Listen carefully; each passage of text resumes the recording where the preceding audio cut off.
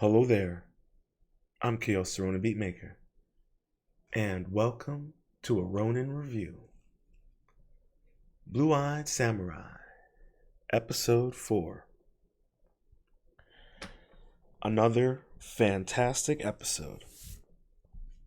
The momentum is still flowing, and this episode we got to spend a lot of time with the princess, which I did not mind. I actually really enjoy her. She's actually quite endearing.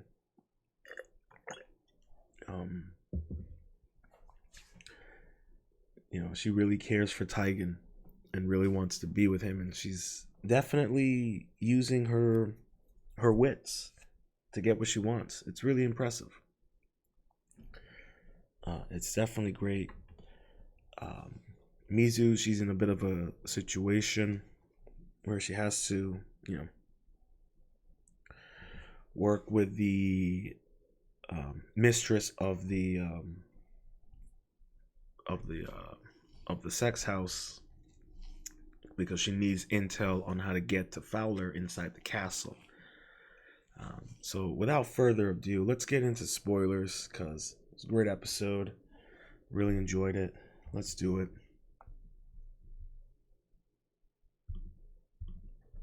Alrighty. So Mizu gets the only way she can get the intel is she has to kill the mute girl that was the assistant to the mistress. And it's crazy to me how we kind of lead up to that point, and how she with the princess, because let's focus on the princess first, because I really enjoyed her. Her little journey. We see from her perspective how she ends up at the whorehouse. And she was just using the pimp to just search for Tigan. She makes her way and she finds the demon, and I really liked that.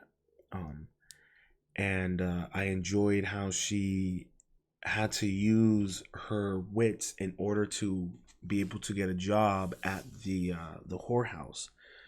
And I liked how the other whores were kind of talking smack to her and criticizing her. And they were like, oh well, you need to go get with you need to test her out on the big dude. She and one of the other girls like, well, I broke 2 ribs after 6 hours with him. And she's trying not to. I really like that because she gets in there with the client and she's trying everything she can to not engage with him sexually. Which is funny because the head mistress called her out and knew that she had never really been sexually experienced, and that she really was in fact a legitimate princess, and that the pimp got played, which is funny how they were able to figure that out. And so when she's with the client, she realizes with her conversations with him that he likes poetry, and she uses poetry as a way to sexually entice him, which was really impressive. To such a degree where she ended up using haikus, and she used those haikus to kind of force him to pleasure himself, which was really, really fascinating and hilarious. And how he totally and completely was mesmerized by the haiku, and her she was essentially like a dominatrix. And you get that feeling with this place that it's essentially it's a place for samurais and top officials and all those kind of people, where they can essentially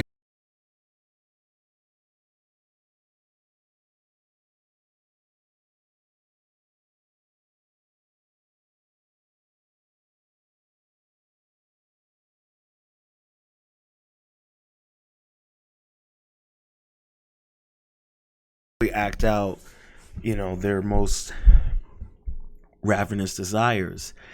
And with the princess, she sees, well, no, it was, well, with Mizu, when she's there. I know I'm jumping all over the place, so I'm gonna try to rein everything in. But what's interesting about this escort house was that they dealt with very peculiar types of desires. So it had a lot of men there who were powerful, who came there to be dominated and exploited.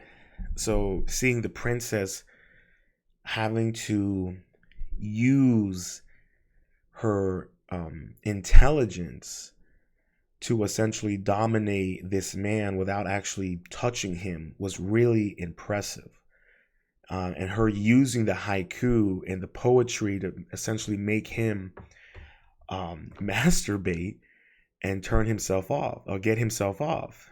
And I forgot what the mistress said afterwards. She was like, nothing can get a man off more than himself. I think that's what she said, which was really funny. So, we know that the princess, she may be, soft, but she's smart. She knows how to survive and adapt. And I'll definitely have to give her credit for that. They did a really good job of portraying her ingenuity and her ability to really use, the education of being as a princess to kind of allow her to pretend to be an escort, even though she kind of got found out. But then she ends up, getting with Mizu because after Mizu has a discussion with the mistress about needing to kill boss Hatanaba, who was the head boss of this town, of the red light district, and essentially having to kill him, well, not kill him, kill the young girl who was the assistant to the mistress. That way, because essentially the boss had pretty much given her herpes. They pretty much allude to that in the way that the mistress talks about her, and how this girl, is pretty much has herpes and is just getting tortured and tortured. She's a mute; she can't speak at all.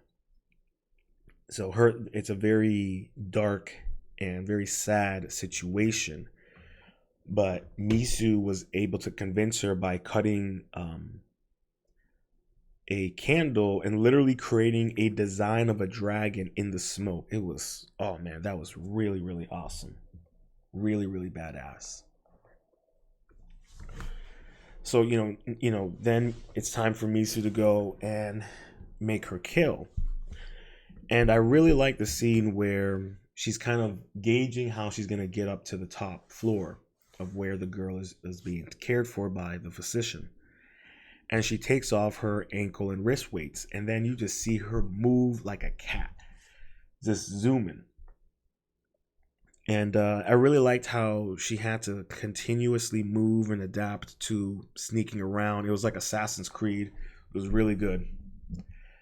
And it was sad the way she, took out the mute girl. But she used the same, God, what is it called? The hand gestures that people who are mute. I apologize that I cannot think of the word at the moment. And she uses that to convince the girl to let her guard down. And then she snaps her neck, which was sad, but it was the only way to protect that girl. Unfortunately, it went sideways after the fact when Mizu jumped down and she essentially was spotted by a young boy who then ended up telling the boss, who then killed the poor pimp who was about to be 50 Rios richer, because he was asking. It was funny earlier. He's like, what does it must feel like to be rich? So it ends with essentially the Thousand Claws versus Mizu. So I'm very curious to see how that plays out. We do get a brief interaction with Taigen as he's being tortured by Shendu. And Shendu is trying to figure out why Taigen won't give up any intel he has on her. Mizu, he doesn't know that, she's a girl. And he's like, he's too honorable to die by your hands. So he's essentially, out of honor and respect to Mizu, and out of the fact that he has the contract to kill her, he's gonna allow himself to get tortured. Um, I love it. And then we have a brief interaction with Fowler when he's in the chapel, pretty much asking God to allow him to essentially conquer and colonize Japan in exchange for being able to Christianize Japan. Very interesting speech, very ominous and disturbing. Something that you probably hear many powerful elites say do the same thing nowadays. It's very good. Fowler, he reminds me of modern day elites, no different than how they were of that era. So he's definitely a very great villain. We know he's dangerous with a blade. We saw him slice that table and that flower perfectly. So we know he's a force to be reckoned with. So I'm looking forward to seeing the battle between him and Mizu. I'm excited to see how Mizu deals with the Thousand Claws and how she gets out of that mess. So I love this show, man. It is a great show. So I'm really looking forward to season 2. I can't wait to see how this season ends. Oh, and one last part. Mizu has feelings for Taigen. That scene where the mistress is explaining to Mizu why men love sex, why sex is important, why it's an art form, why powerful men will release themselves willingly in a sexual atmosphere and energy. And her having that flashback of that moment where her and Taigen locked eyes. So we know that she clearly has feelings for Taigen. We don't know how it's going to play out in regards to the princess and all that, but it's just an interesting little thing to note. But yeah, another strong episode. I liked, heavily focused on peculiarities, as the episode was titled, very heavily focused on the tiny details, and I really dig that. I enjoyed that we spent some time with the princess and just getting a little bit of her journey and a little bit more of growth in her character. It's really good, very strong. The characters in this show, I keep on saying it, are well written. It's phenomenal. I really, really enjoy it. Do not sleep on this show. And that concludes a Ronin review. Blue-Eye Samurai. Whoa, episode... Which episode are we on? I totally forgot. Episode 4, yes.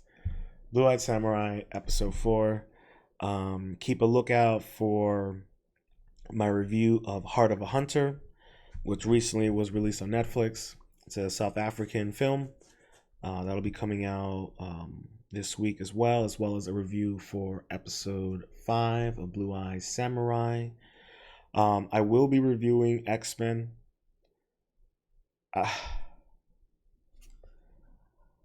I might just cover 4 and 5, and then the next time I watch 6, finish it. I couldn't finish it. They've turned X-Men into a soap opera. But I'll save that for when I do my X-Men reviews. But yeah, I don't know. I don't know if I'm going to be able to finish it. I don't know. But until next time, stay positive, stay focused, stay true, and much love.